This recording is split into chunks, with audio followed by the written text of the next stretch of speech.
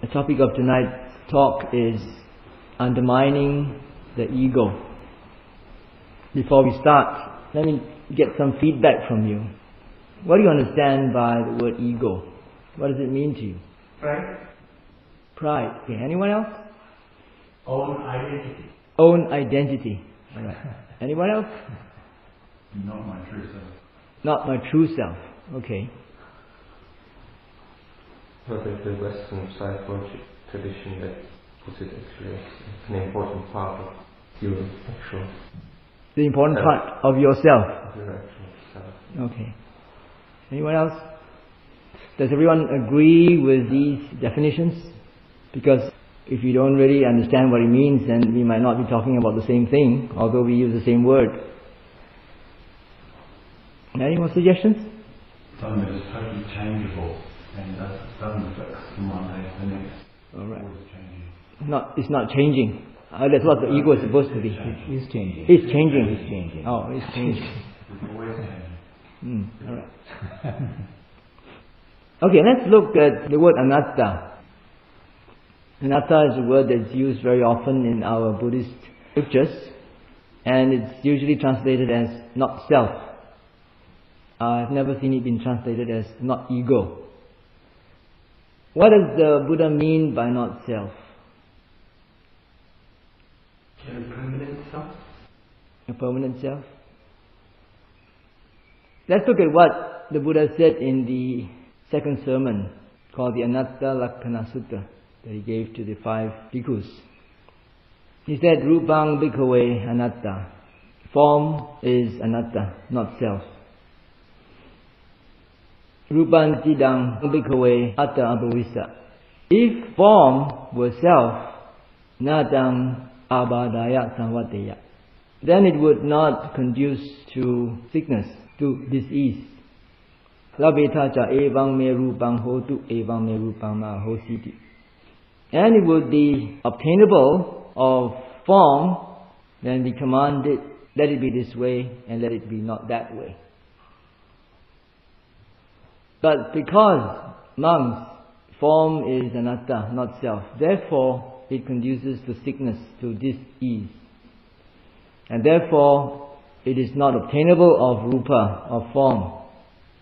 Let rupa be this way, let rupa not be this way. Now this applies of course to the other aggregates as well, which are mental in nature. Only form is something material, whereas the others, Vedana, Sanya, Sankhara and Vijnana, or in English, feelings, perceptions, volitional formations and consciousness.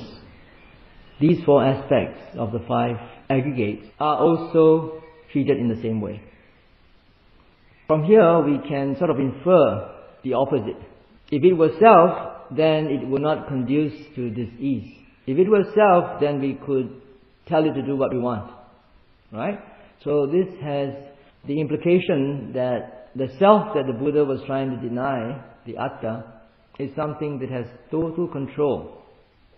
In his argument, he says that it's because we don't have total control over these 5 aggregates, that's why there is no self.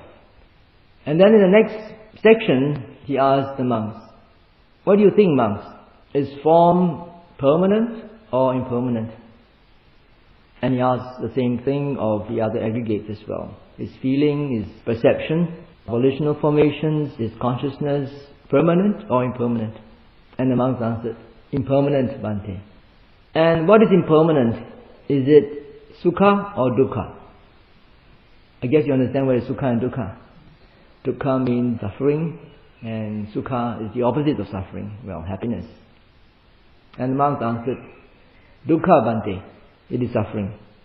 And then the Buddha said, whatever that is impermanent and suffering, that is subject to change, is it befitting to regard it as etang mama? This is mine. Eso mahasami. That is I. Eso me atta. That is myself. And the monk said, no, Bhante.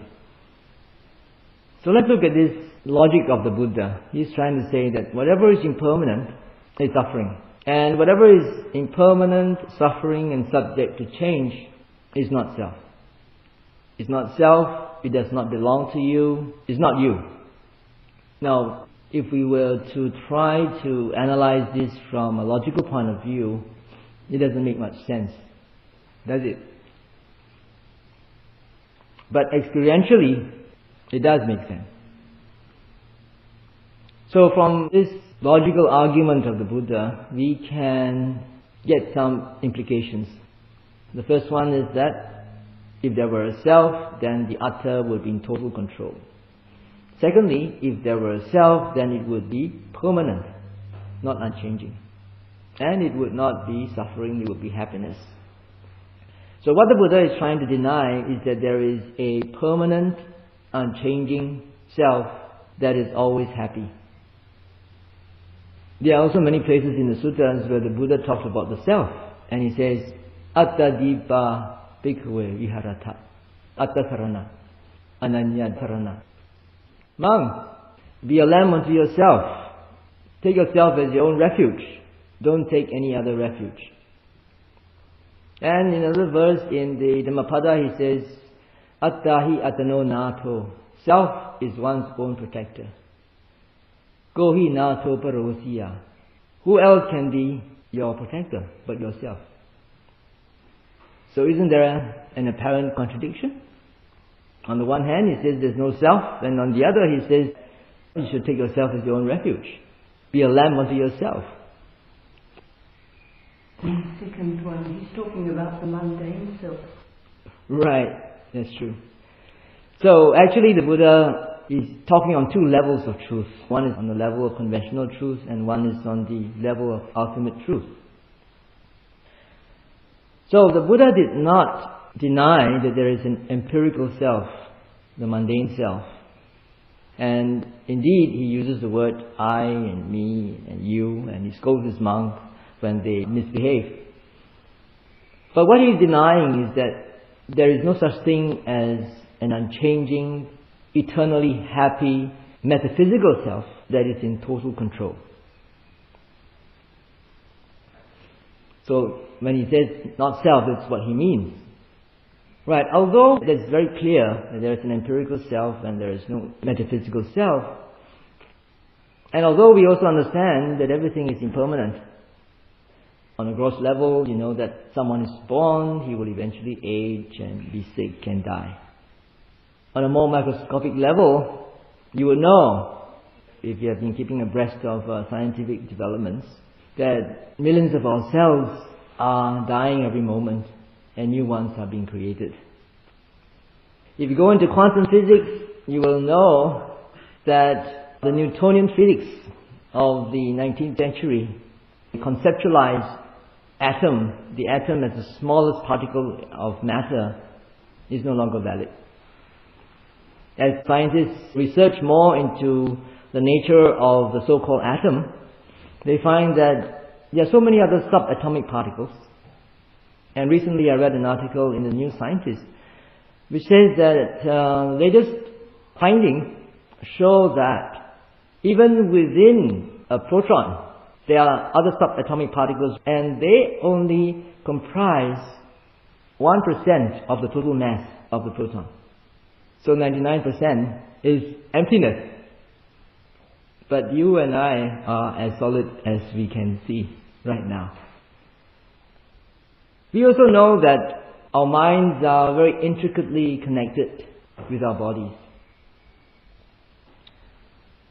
Neuroscientists have confirmed that any mental reaction to any stimulus at any of the six sense doors will immediately trigger off the production of certain amino acids, biochemicals called neuropeptides, particularly from the hypothalamus, which is in the center of the brain. And these neuropeptides will then spread throughout the whole body and affect the healthy cells in our body. Depending on the nature of the mental reaction, you will have a corresponding feeling in your body. Unwholesome states of mind, particularly anger or those associated with unpleasant mental states, tend to produce neuropeptides that make us feel miserable. But you all know that everything is impermanent. You know that your thoughts are impermanent. You know that your emotions are impermanent. You may have stopped thinking angry thoughts at a person or about a particular situation, and yet your body still feels miserable. How come? There's an interesting simile of an electric hot plate. If you switch on the electric hot plate, it will take some time for it to heat up. And after you finish your cooking and you turn it off, it will take some time before it can really cool down. It doesn't cool down immediately. It's the same with the mind. Although the mind has stopped thinking unwholesome thoughts, has angry thoughts, it has already stimulated the glands to produce the biochemicals, and they will continue to be produced until they die down. The mind may have stopped thinking bad, unwholesome thoughts, but the body is still producing the neuropeptides, and you're still feeling miserable. So imagine if you have some sort of very deep-seated issues, relationship issues, emotional issues, psychological issues, that you have not been able to address, and you just sweep them under the carpet every now and then. When it surfaces, you react against them, you don't like them. If these unpleasant states of mind arise, they will immediately produce neuropeptides that will spread throughout your body, and you will feel miserable. But if you react against these thoughts, disliking them, pushing them away, you don't want to have these angry thoughts anymore. Why don't you just go away? I don't want to think about it anymore. If you have resistance, rejection, then that also is an unwholesome mental state that will produce even more neuropeptides, another round of neuropeptides to the body. Imagine if that is something very chronic and it happens in you for a long time and you've not been able to uproot it. How much harm you're causing to your own body.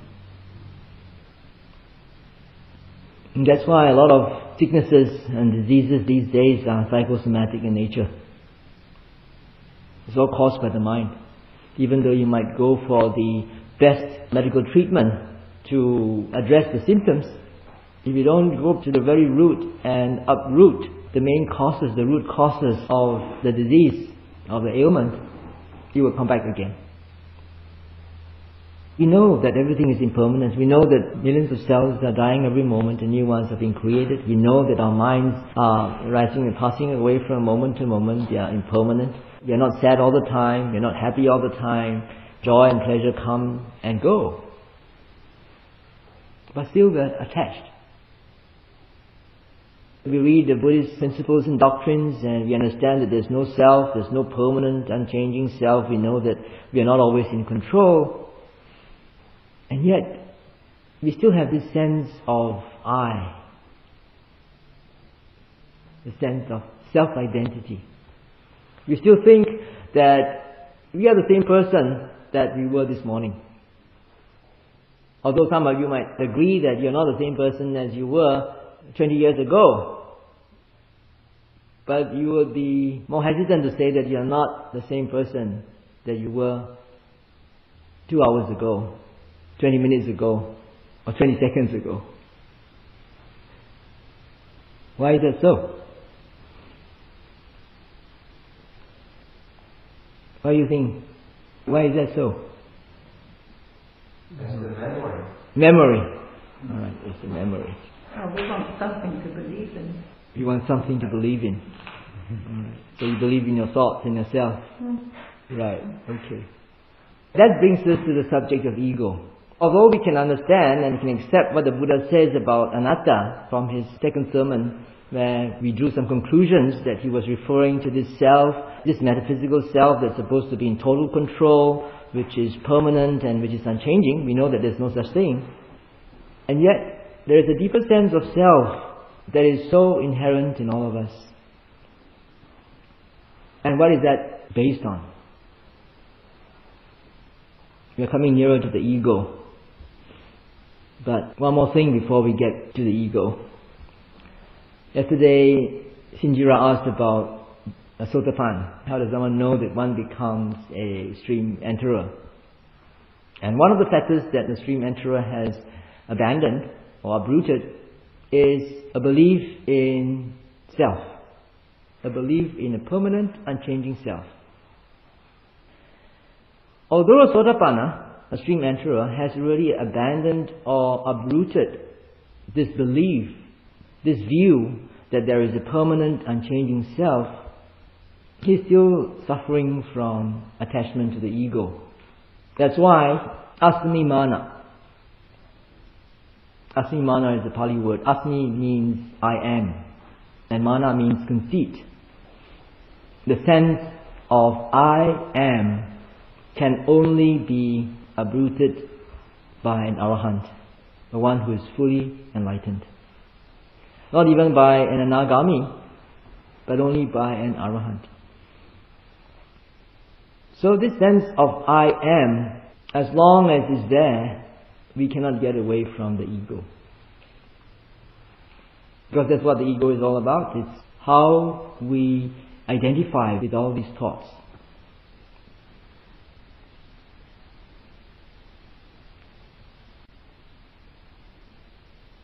I'm going to talk about the structure of the ego. Has any of you read Eckhart Tolle's The Power of Now? Anyone heard about this? Bits and pieces. No? Have you heard of Eckhart Tolle in the first place? No. Okay. Alright. He wrote another book after that. It's called The New Earth, where he talks a lot about the ego. And I find it so interesting because being a Westerner, he could investigate and describe it so vividly. Anyway, let's come back to the structure of the ego. The structure of the ego is that it thrives on identification. Identifying with your thoughts and emotions. Remember, in the second sermon, the Buddha reminded the monks, if everything is impermanent, is suffering and subject to change, then it's not worth regarding them as mine, or I, or myself, my ego. And following that, the Buddha said, therefore monks, whatever form or feelings or perceptions or volitional formations or consciousness there are, whether in the present, the past or the future, whether it's refined or coarse, whether it's near or far, whether it's sublime or otherwise, all of these should be regarded as not mine, not I, not myself, not my ego. Now, it's interesting because here we can now look into how Buddhist wisdom arises. And there are three levels. The first level is, in Pali, it's called Sutta Maya Panya. It's an intelligence that arises from listening or reading, gathering information from somebody else. So that's sort of a second-hand knowledge. And this Anatta Lakkhana Sutta, the second sermon on the characteristic of not self, is precisely this first level. The Buddha was trying to tell the monks that this is such. The five aggregates are impermanent, they are suffering, they are subject to change, and therefore they should not be regarded as mine, or I, or myself. And then after that the Buddha said, therefore monks, you should view all of these five aggregates, whether they are the past, present, or future, whether they are in your presence or in your absence, etc., as not mine, not I, not myself. This is the second stage. That is application of what you learn to your experience. Right? What does that mean? It means that when you have thoughts, you do not identify with the thoughts. You don't just believe those thoughts. Thoughts are just thoughts. They're not you. They're not yours. They arise because of causes and conditions. The teachings of the Buddha can be summed up in the Four Noble Truths, the three characteristics, and the law of dependent origination. And the Buddha said that there is suffering. The cause of suffering is desire or craving, and there is an end to suffering, and there is a way that leads to the end of suffering, which is the Noble Eightfold Path. Right? Part of the Noble Eightfold Path uses this concept of the three characteristics to observe phenomena. Phenomena that we can perceive through our senses are to be observed in terms of anicca, dukkha, anatta. impermanence, suffering, and not self. And as you observe that again and again, you are actually reprogramming, reformatting your mind. Because we have been brought up to think that there is an I. The ego has actually been created from the moment we were born. Created by your parents, the society, as well as yourself. You are creating an image of yourself, of what you think you should be, or what others think you are, or what you should be. Many years ago when I was in high school, taking my A-levels, I had one very innovative teacher teaching us one paper called General Paper. And he gave us some readings based on Erich Fromm and Carl Rogers. At that time, in the 70s, they were quite famous psychologists. One of the messages of Erich Fromm was, be yourself. Don't try to be what you're not. At that time, I haven't started meditation yet. But I was thinking, who am I? And I found that this so-called I is actually made up of selected memories. Right? Some things you want, some things you don't want. And you pick out those things that you want and you piece them together and say, this is I. Right? Or you may be a bit perverted and you take up those bad qualities and put it in as well and say, this is I as well. So you are made up of a selection of memories. Memories that you like and you dislike, and you piece them up together and you say, this is I. Right? It's just a thought. You know that this body is impermanent, you know that intellectually. You don't see that actually. So let's come back to the Buddhist development of wisdom, of intelligence. First step is to gather information, and that's by listening to the Dhamma talk. In those days they didn't have any books, or they didn't have any MP3 players or tape recorders, so you had to listen to a live talk by someone. But nowadays you can listen to MP3 records, you can watch DVDs, you can read books, or you can attend a live talk like tonight. And that's the time when you gather the information. The information that, in fact, everything is impermanent, there's no self. After you gather that information, you have to apply it in your daily life. Some years ago, in 1984, when I went with Sayadaw Pandita to the US, to the Insight Meditation Society in Barre, Massachusetts, we had the 3-month retreat. I was there as an interpreter, as a translator. At that time, a Harvard professor in psychology conducted an experiment on the yogis there. He was trying to quantify the effects of mindfulness practice on one's mental ability or capability. So what he used was a T-scope. Any physicists around here? Any scientists around here? You know what's a T-scope? A T-scope is like a radar screen. One can actually manipulate a spark inside there. You can spark and control the rate of sparking. You could have 1 spark per second, 2 sparks per second, 1 spark in a quarter of a second, 1 spark in 1 millisecond, 1 spark in a microsecond. So what he did was, he would take some subjects and put them to this test before the retreat. And so each of us has his or her own threshold level. Maybe it's about 1 spark per millisecond. If it's faster than that, you only see 1 spark instead of 2. So each person has got his own threshold. So he took the readings before the retreat, and at the end of the 3-month retreat, he took readings again. And he found that in some of those more advanced yogis, there was an increase in the threshold of 500%. What they saw as 1 spark before the retreat, now they saw the beginning, the middle, and the ending of the first part, and there's a gap in between, and the beginning, the middle, and the end of the next spark. Do you know that if you have a fluorescent lamp here, a fluorescent lamp is actually working on AC, alternating current, right? And it's actually fluctuating. It's going on and off. at the rate of about, I think, 60 times per second. But you don't see that fluctuation. You think that the light is on all the time. But it's because they have gone through that course of meditative practice where they have sharpened their concentration and their attentiveness that they are able to perceive impermanence on a more minute scale. I'm not saying that all of you must do that.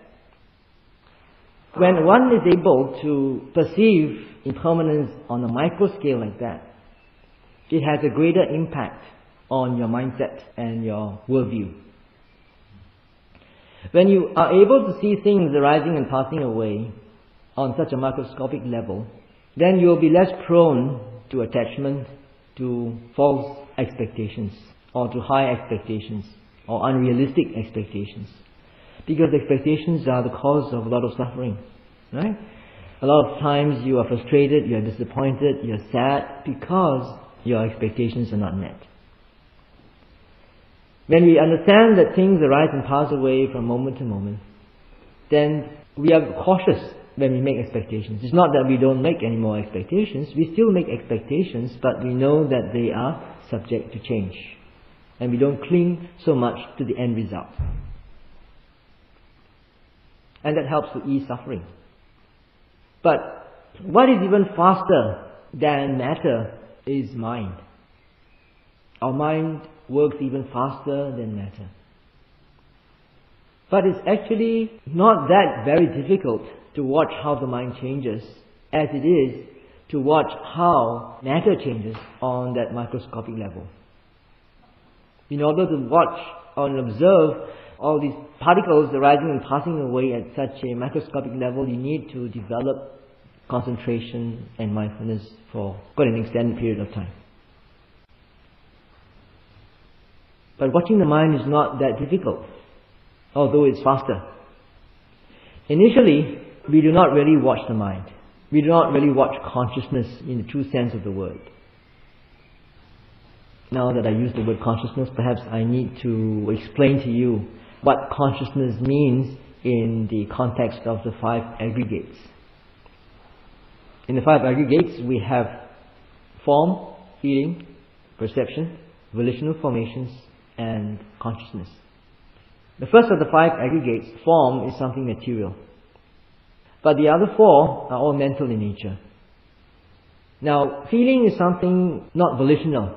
And when we say feeling, we mean something mental. Although it could be something physical in the sense that you feel in your body. But that feeling of whether it's comfortable or uncomfortable arises because of body consciousness. This floor here, this timber floor, would not have any feeling because it doesn't have consciousness. It's only when consciousness is there can it be aware of what is good, bad, or neutral, what is pleasant, unpleasant, or neutral. But there is no choice to it. It's not something volitional. You don't choose pain or pleasure. It comes and you just are aware of it. Sanya or perception also works in a similar way. It's not something volitional. Memory, for example. There are 2 aspects of memory. One is the passive memory and one is the active memory. Passive memory is like when you look at something and immediately you recognize it. You don't need to actually exert any effort to recall. In fact, sometimes this passive memory can be quite a hindrance because we are so conditioned to think, to perceive things in a certain way, even though what we see is not what we think it is, automatically we perceive it in that way because of our past conditioning.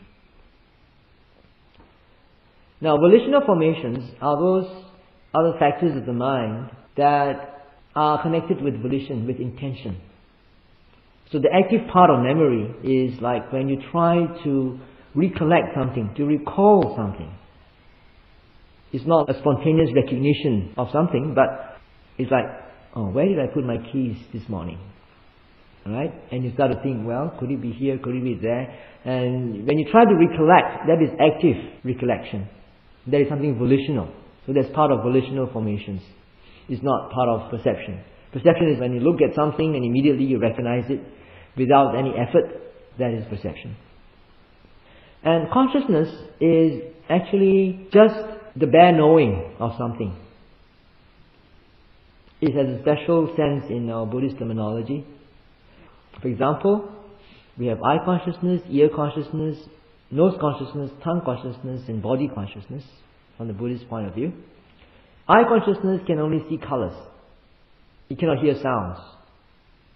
And tongue consciousness can only taste. It cannot hear nor see. It has a very specific function, just to know a certain type of object. Body consciousness can only be aware of certain sensations in the body. Hot and cold, hot and soft, movement, tension, pressure, tingling sensations, vibrations, and so forth. But they cannot hear, nor see, nor taste, nor smell. So each of these 5 consciousnesses are very specific in their functions. They can only know one particular thing. There is an interesting simile used to relate feeling, perception, and volitional formations to consciousness. It's like a glass of water. A glass of pure water will be colorless, right? And that can be compared to consciousness. And then you put in some dye. It can become yellow or red or purple or magenta or whatever. But still, the water is there. So the feeling, perception and volitional formations can be compared to the dye. The various types of dye that you put in to color that solution. Consciousness is the bare knowing. Whereas the other aspects of the 5 aggregates, the mental aspects of the 5 aggregates are like a dye. They color your consciousness. The 5 aggregates can be viewed as arranged in an order according to subtlety. Form is rather gross, right? Form here means material qualities. When you sit, you feel all these physical sensations that you would have felt just now when we started off the session. And then in the course of a meditation, you will be assailed by a lot of memories of what you did in the past, this morning, this afternoon. You try to meditate, these thoughts will come in, drift in and drift out. So that is memory, perception. And then you have volitional formations, like trying to put in effort to observe what is happening, reminding yourself, I'm supposed to be meditating, I'm not supposed to be thinking of this and that, trying to bring your attention back to whatever you're supposed to watch. And finally, when you arrive at a state of no thought in your meditation, no more thinking. For most of us, our thoughts are very verbal in nature. They are made of words and sentences, and maybe pictures. As you go through deeper levels of meditation, you can get to a stage where there are no more thoughts, no more verbal, discursive thinking. But there's consciousness still there. There's still awareness of what is happening and knowing how things are related, but there are no thoughts. And that consciousness, their awareness. There could even be awareness of hearing consciousness. But you may not be able to recognize what sound it is in deep meditation. You just know that there's hearing. But sometimes you will need to reflect on what that sound is, because recognition doesn't come immediately, because you're in the sort of meditative mode. You've gone beyond concepts. Okay, so when I'm talking about watching the mind, we don't start off by trying to watch consciousness because it's something very subtle. How do we know that we are thinking? It's because of the subject matter of the thought, right? The content of the thought.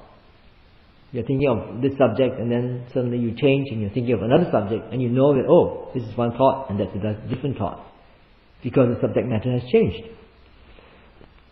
But even awareness of how thoughts come and go due to different contents can give us an insight into impermanence and the conditionality of phenomena. If you are able to see your thoughts arise and pass away due to immediate causes and conditions, that can reinforce or reaffirm your view about anatta, about not self.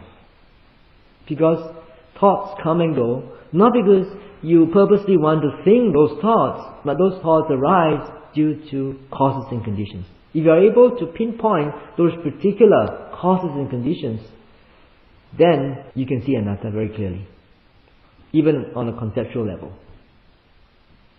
But most of the time, we are lost in thought. And it's very difficult for us to extract ourselves from the thoughts and be a third-party observer and try to just watch things come and go. As somebody asked last night, daily life, you have so many things to do and think about. How can you practice just watching your breath? That would be impractical. In order for us to be able to extract ourselves from getting lost in our thoughts, we need to have some reference point. We need to have an anchor or reference point. There is an interesting English saying, come back to your senses. And that's what we have done. We have printed this in a t-shirt.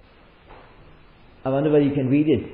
Yeah, at the top it says, lost in thought, come back to your senses. You see that? Okay, let me explain what it means.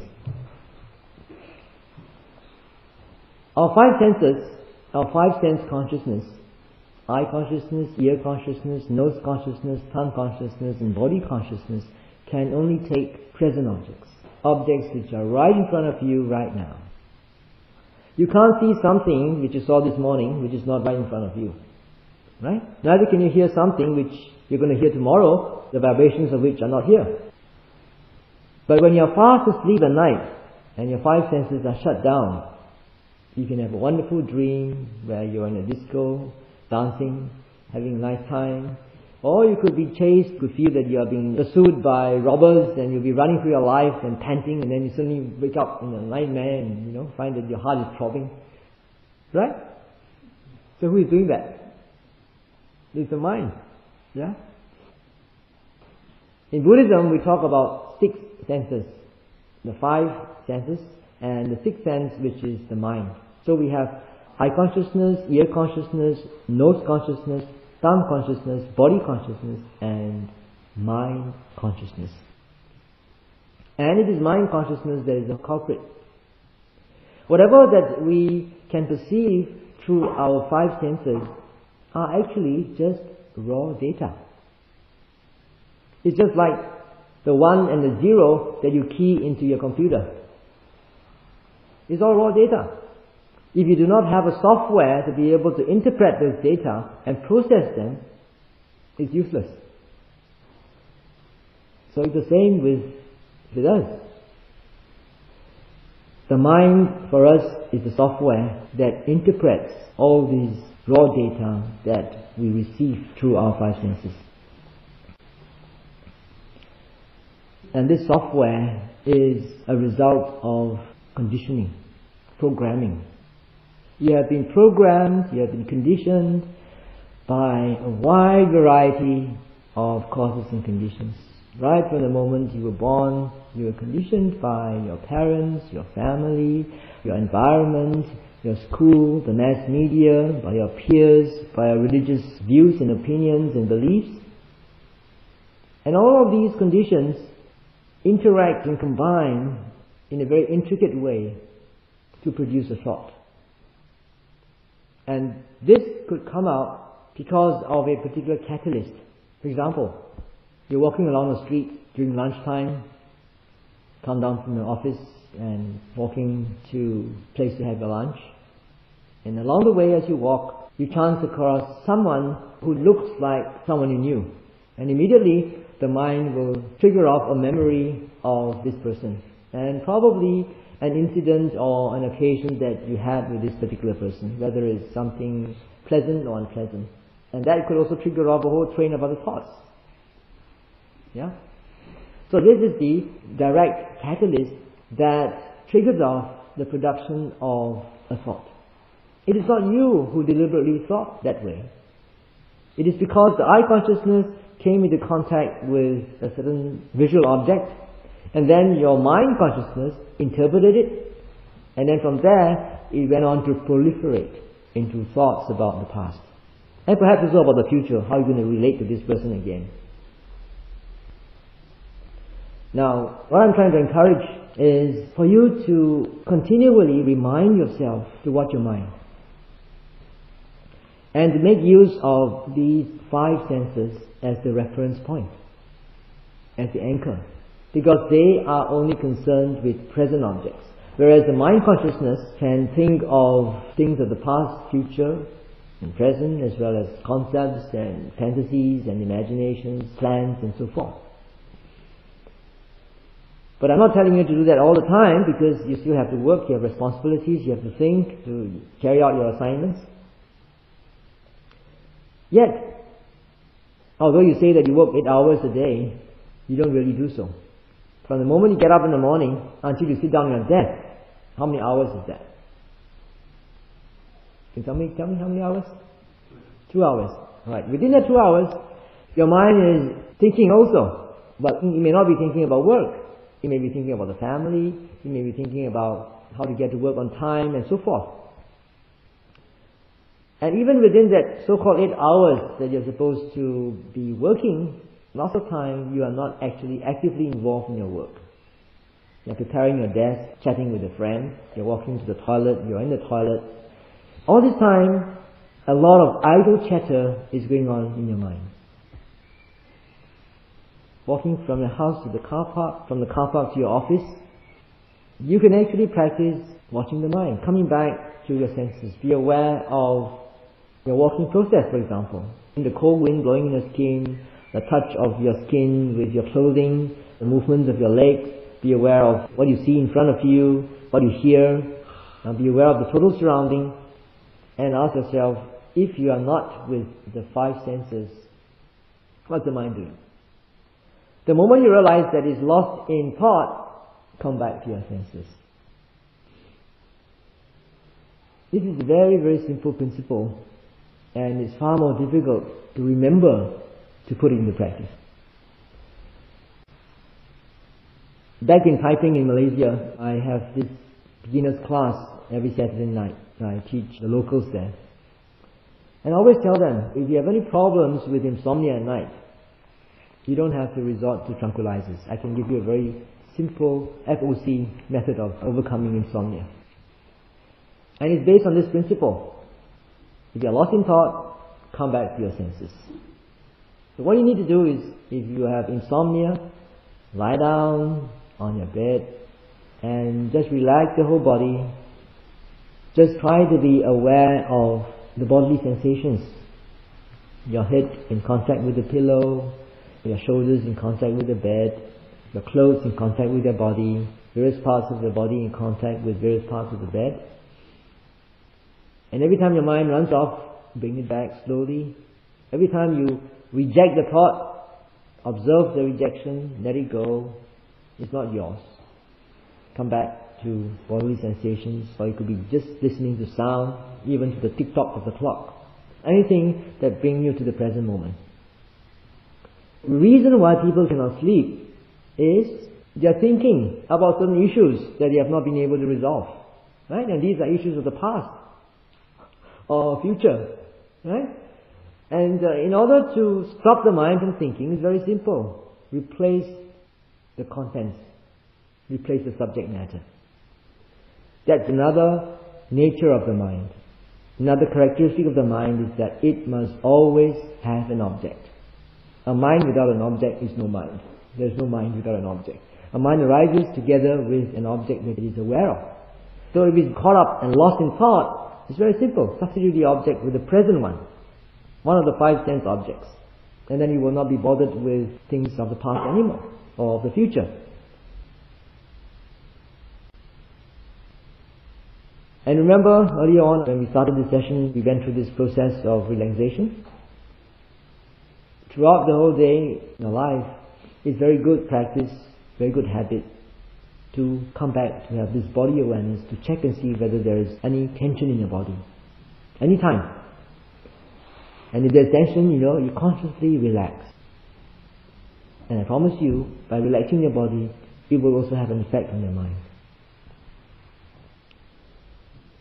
So, the structure of the ego is to identify with thought. This is my thought, this is my emotion. I don't want to have this thought. How come is coming up again. That's identification with your thoughts. When we practice watching our thoughts, using the five senses as our reference point, we are undermining the ego. We're not giving the chance for the ego to identify with the thoughts, because we are seeing that these thoughts are arising and passing away due to certain causes and conditions. Is it because of something I saw, something I heard, something I tasted during my lunch that reminded me of a sumptuous dinner that I had with my former girlfriend, whatever? So you can see all these thoughts, they don't belong to you. They're not yours. They arise because of causes and conditions. And the important thing is to be able to watch the immediate cause. At the beginning, it may not be so obvious, but later on, with continued practice, you will be able to pinpoint the exact cause and condition for the arising of this thought. Many times, it's because of particular sense objects. Someone you saw, something you taste, something you hear, sound or a word, or something you read. But sometimes it may not be because of the five sense objects. It could be because of some deep-seated issues that have not been resolved, and they could just pop up. Again, if they pop up out of the blue, it's not yours. You didn't ask it to come. You can also see that it is not yours. So, we must apply this second step along the way to Buddhist knowledge and wisdom. The first step is to gather information. And that's what I'm doing now. I'm giving you all this information. I'm programming your mind. Yeah? And then you go back to apply this information to your daily life, particularly to your thoughts. It will be helpful also if you can allocate some time to do some formal practice, like what Bhante Ji recommended yesterday. Get some time off to do some concentration practice, watch your breath, settle your mind. And when the mind is more settled, then it's easier for it to detach itself from thoughts and look at things more objectively. Now, when we're talking about causes and conditions, we are not only talking about immediate causes. As I said initially, you might not be able to see even the immediate cause. With practice, you can see the immediate cause.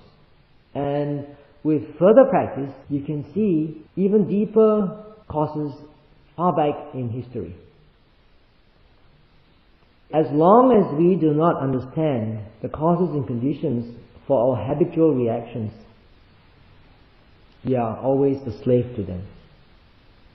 If you want to undo bad habits, habitual reactions, you need to understand their causes.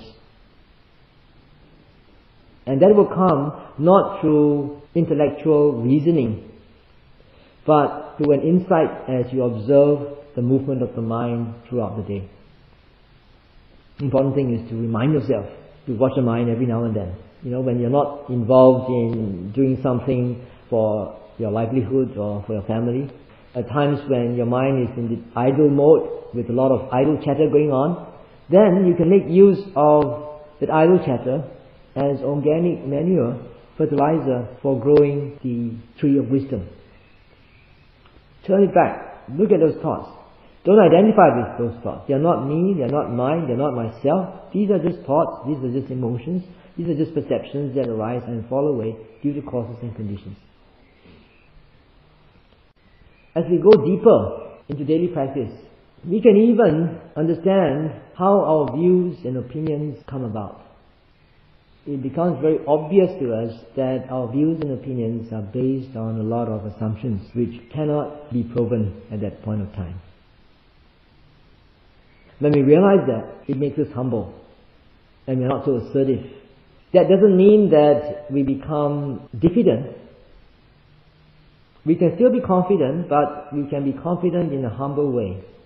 Whatever decisions that we make at this point of time are all based on this view and this opinion, which is based on certain assumptions which cannot be proven at this point of time. But decisions have to be made anyway.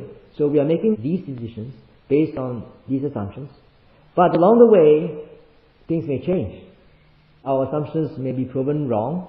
We may have newer discoveries that need to make us redefine our expectations. That is also undermining the ego, because the ego likes to associate or identify with views and opinions. People get involved in an argument or a debate because of the ego clinging to a view. Right? This is my view. If you identify that view and that opinion with yourself, then you're asking for trouble. Because if somebody were to attack or to criticize that view and opinion, because it's yours, your ego is hurt. But if you regard that view and opinion as just another view and opinion based on certain assumptions, if somebody comes to challenge it, then you can be very objective and say, okay, that's another view, let's talk about it. And maybe he gives you some reasonable explanations about how the assumption is wrong, and you might give a better set of assumptions, then why not? You can change it for the better to get a more accurate picture.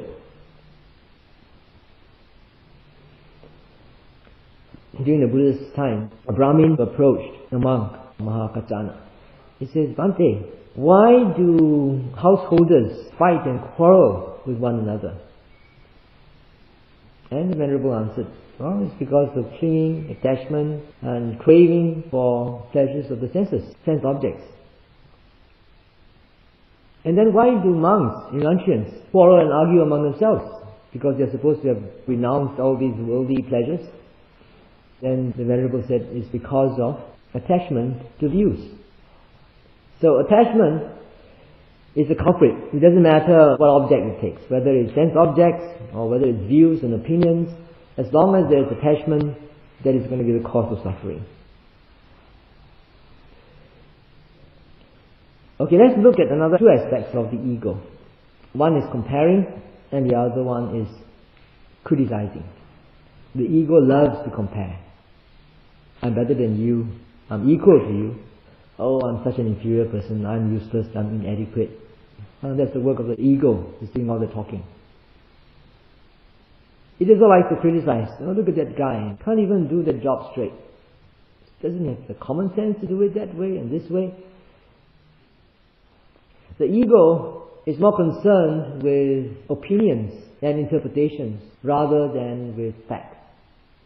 So as long as we do not identify with our thoughts, our views and opinions, we are able to stand back and look at them as objective phenomena. We are undermining the ego. Because that's what the ego feeds on. That's how it survives. Identification with thoughts and emotions. In England and in Australia also, there's one type of mindfulness-based psychotherapy called acceptance and commitment therapy that is becoming very popular. It has got certain principles involved, and I have made use of these principles and made an acronym to explain how it works. The acronym is DABOPA, DABOPA. D means to disidentify from your thoughts and emotions. And A means to accept. When a negative thought or emotion has already arisen within you, accept it for what it is. It has already arisen. The moment you try to reject it, or to regret, or be remorseful, you are reacting. And that is another round of neuropeptides to be produced. So you accept things for what they are. Oh, okay, this thought has arisen and is producing all these neuropeptides in the body. I'm going to suffer for the next few minutes. That's it. Okay, I accept it. Don't try to push it away. Because the moment you try to push it away, you're creating even more neuropeptides, and you're going to suffer even more, longer. So the second principle is to accept for what they are. The third principle, B, is be present. Come back to your senses. You have this angry thought, it's upsetting you, and you have all these sensations that are produced in the body because of the neuropeptide. Now, stop thinking the thought. Don't think about the contents of the thought. Come back to just watch bodily sensations. There's an ache here, there's throbbing, congestion in the chest, all heated up. Be aware of these physical sensations. If there are any reactions to these physical sensations, I want them to go away. Be aware of that too. That is another thought. And don't identify with the physical sensations. They are also not yours. You didn't ask them to arise in the first place. They came up. They arose because of this thought that arose also because of other causes and conditions. Right? So, be present is the third principle. And the next principle is O, observe the self, or observe not self for us Buddhists. Which means that we are trying to look back on the mind that is aware of what's happening in an objective way. This mind that is aware of the anger, this mind that is aware of those unpleasant physical sensations happening in your body, is unaffected by your anger, is unaffected by the unpleasant sensations. It seems to be neutral, because that's mindfulness and full awareness. They cannot go together. You cannot be mindful when you're angry. But the mind works so fast, sometimes you might be angry and you're mindful, and you're angry again, you're mindful, and you're angry again, you're mindful. You might just be going back and forth to see which one wins, which one is more powerful. So to observe this state of mind that is unaffected by all these things, and to take solace in that, at least it's part of the saner mind that's not getting involved in all this. But even that state of mind is a conditioned phenomena. That is not I, that is not self, that is not an eternal self. That arose because you were programmed to do so. You read about it, you came to this talk tonight, and that memory was one of the causes and conditions for you to arouse that third-party awareness of what's happening. Alright, so this seems to work in a meditative situation. But if you're in the world, you need to act. So that's why this ACT is getting to be very popular nowadays, because it addresses also more conceptual, worldly things. After you disidentify, accept, be present and observe not self, next thing you do is to personalize your values. All of us have a set of our own values. What do you want to achieve in life? And you have to be more objective and try to find out exactly what you want to do. Is that you have some negative aspects of you that you want to improve on, to develop. Maybe you're not a good parent, you're not a caring spouse, and you want to become a caring spouse, a more responsible parent. Then you are supposed to identify that and list concrete steps that you would like to take. And then you act. The last one is to act according to those principles. One of the psychotherapists shared his experience with one of his clients. So this client was suffering from low self-esteem. And he came in, the psychotherapist asked him to lie down on the couch and relax him and said, okay, what's your problem? And he said, well, I feel lousy. I'm inadequate. I never succeed in anything. He said, alright, close your eyes. And how do you know that you are lousy? Well, because I see the thought, I am lousy. As I said, our thoughts are very verbal in nature. Can you spell it out for me? Yeah, it's I-A-M-L-O-U-S-Y.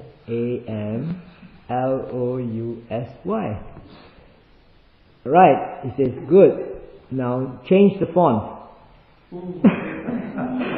From Times New Roman, he changed it to Helvetica or to Arial Black. And after that, he says, alright, italicize it and change its color. And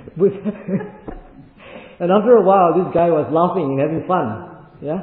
So this is one of those creative ways that these psychotherapists have conjured up to help their patients disidentify from their thoughts. Right? This is just a thought, and you can play around with it. After all, it's not you, it's not yours.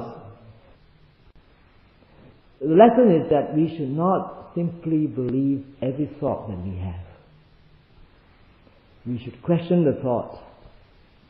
Ask ourselves, where does this thought come from? Where does this view, this opinion, where does it come from? What is it based on? I'm encouraging you to do that when your mind is on idle mode, right? I'm not asking you to question your boss all the time, okay? You follow orders when you're at work. When you're in idle mode and your mind is having all this useless chatter going around, all these comments, you can make use of that as organic fertilizer for your organic garden of wisdom. So, all this comparing, criticizing is also based on identification. So the more we can disidentify from our thoughts and emotions, views and opinions, the more we can comprehend the immediate causes and conditions as well as their historical causes and conditions, we are in a better position to undermine the ego and to live a more fulfilling and contented life. Because most of the times our suffering comes from the ego, clinging to this illusory, non-existing self-image of ourselves. Okay, let's stop my talk here and let's open to the floor for discussion. Any comments or any questions? The day that you lose your identity, you become noble. You become anybody. Like you become a common. Probably the day that you lose your ego, your dukkha and everything, probably you attain Nibbana or something like that. Maybe it is something that get rid of ego, you getting very, very close to what you are aiming. That was what I was trying to explain just now. I was saying that the Sotapanna, or the string enterer, has already eradicated the view that there is an entity, a permanent self behind these five aggregates. But it's only a view because he still has conceit in him. I am, the sense of I am is still in him, and this can only be eradicated when one becomes an arahant. Right, so this self-identity that you're talking about is actually like what I'm trying to say, identifying with your thoughts and emotions, with your body as you, as yourself, but belonging to you. But we already know intellectually that they don't belong to you. When you're having a sickness and you're attacked by viruses and bacteria, are you the one telling your immune system how much antibodies to produce, at what rate, at which part of the body? No, right? It's going on by itself. You got no choice. It's not yours. If you age, you cannot stop yourself from aging. When you are eating something, you're not telling your glands in your mouth to produce certain enzymes, nor are you telling your stomach to produce certain enzymes to digest vegetables and to digest fruits and to digest carbohydrates and proteins. They're all different enzymes, but the body knows what to produce and how much to produce. And it's not within your consciousness at all. You don't even know what's happening. So actually we all know intellectually that there's no self. There's nothing here that is in total control. They are all due to causes and conditions.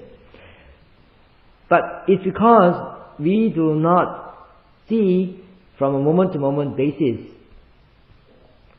if we have not integrated it into our daily life, to see how our mind works, to see how our mind tries to identify with all our thoughts. The moment we can see how the mind works, trying to identify and cling to thoughts and ideas and opinions and views, then we can also see how these thoughts and views arise and pass away due to causes and conditions. That is undermining the ego. You're not giving a chance for the ego to cling to because there's nothing there. Like pulling the carpet under the ego. So as soon as you actually begin to experience that, you change. Right. A great joy comes about. Yes. A great liberation, freedom. Yes. You don't have to wait till you've removed every ounce of that before that state arises. Right. In fact, every thought moment, you understand this particular thought. You can see how it arises immediately and how it goes away, and you can see it doesn't belong to you. At that very moment itself is very freeing and liberating. You don't have to wait until you become a Sotapanna or an Arahant to enjoy that freedom. But what I'm encouraging is that you should try to integrate that into as many aspects of your life as possible. Somebody was asking yesterday about sitting in front of a computer, how you can practice mindfulness of breathing, how you can bring your mind back to the present moment. I have an interesting thing to share. Some years ago, one of my students introduced me to a software that's called Break Reminder. If you are using Apple, there's another one that's called Timeout. This is a software that you can install for free into your computer, and you can program it in such a way that it will blank out your screen at maybe every 10 minutes for maybe 12 seconds or 15 seconds. Actually, it's also good for your health, because staying too long in front of the computer causes health problems. So these things will you'll blank out your computer, and you're forced to come back to the moment. So what you do is, every 10 minutes for 12 seconds, you're back in the present moment. Stop your thinking, come back to your senses, and just be aware of what the mind is doing. So if you're sitting in front of the computer for long hours, this is very interesting, because it programs your mind to come back to the present moment every 10 minutes. And when you get off the computer and you're back in your daily life, the momentum of that also goes on in your mind. So every 10 minutes or so, you come back to the present moment. Just making use of modern technology to help you in mindfulness practice. It's also a training in discipline. Yeah? Because you have a choice. When it blanks out, you have a choice either to resume or to wait until the full 12 seconds are over. So if you don't have the discipline, you just click it and it goes off again and you're back at work. And I find it very useful, because it helps me to detach even from a very compelling idea that I'm working on. Suddenly it's off, good, detachment. Set back, be aware of my bodily sensations, be aware of the sounds around me, just for 12 seconds, and then it comes back again and back at work. So this will assist you in going in and out of ultimate reality and conceptual reality.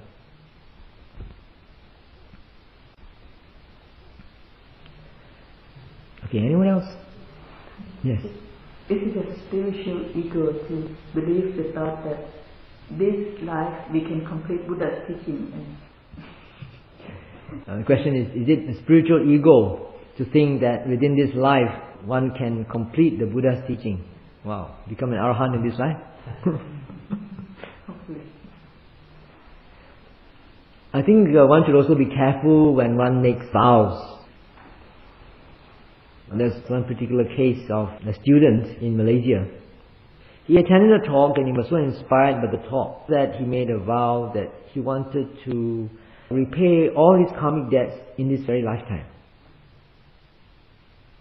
And soon after that he got cancer for no reason.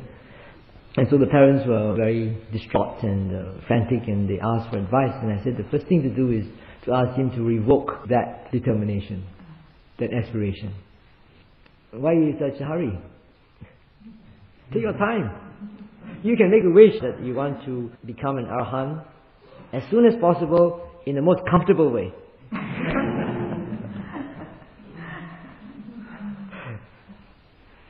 Because if you want to become an arahant in this life, imagine, so much karma that we have done in the past, and the beginning of samsara is inconceivable. You have to repay all those debts before you can become an arahant. Let me share with you some experiences regarding people who practice meditation, samatha and vipassana. There are many cases, but I'll just relate one particular case to you, one of my students. He's actually a gangster, the gangster head. And he used to tell me that the police are scared of gangsters, but gangsters are scared of holy men.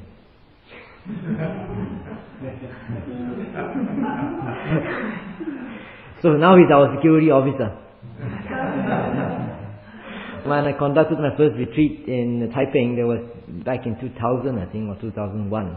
He wanted to join my retreat, and I said, okay, good, come, fine. And he came into the retreat, and I taught him vipassana. As is usual, many meditation teachers have also confirmed this. If you're a police officer or you're a thug or a gangster, when you do vipassana meditation, you go through a lot of suffering. And in the course of his meditation, he felt as though people were kicking him and beating him all over, and he couldn't bear with that torment. So he complained to me, and I said, well, you have to go through this, you have to go through this part of your karma, you have to pay your karmic debt. But he could not go through it, and I said, okay, never mind. You stop doing vipassana and you just do metta meditation. And the moment you switch to metta, all the pain all disappeared. This also happened, there's one story I read from Ajahn Charan, Long Paul Charan, Singpuri, Wat Ampawan. You've heard of him? Very famous now. Charan. Well, this is the story of a Vietnamese monk. He was actually a butcher when he was a layperson. He never had any faith in Buddhist monks or in Buddhism. But very strangely, he had a very strong connection to a forest monk. A particular forest monk whom he attended to and served. And this forest monk encouraged him to change his occupation, stop being a butcher and to renounce. And eventually he did renounce. He renounced and became a forest monk.